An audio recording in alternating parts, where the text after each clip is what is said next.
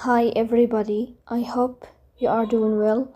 Today we will talk about how to fix or how to solve the problem of you don't have permission to access on Fitbit. You will go to settings like this. On this page you will go to apps, default apps, app settings. Here we go to above, you will search about Fitbit.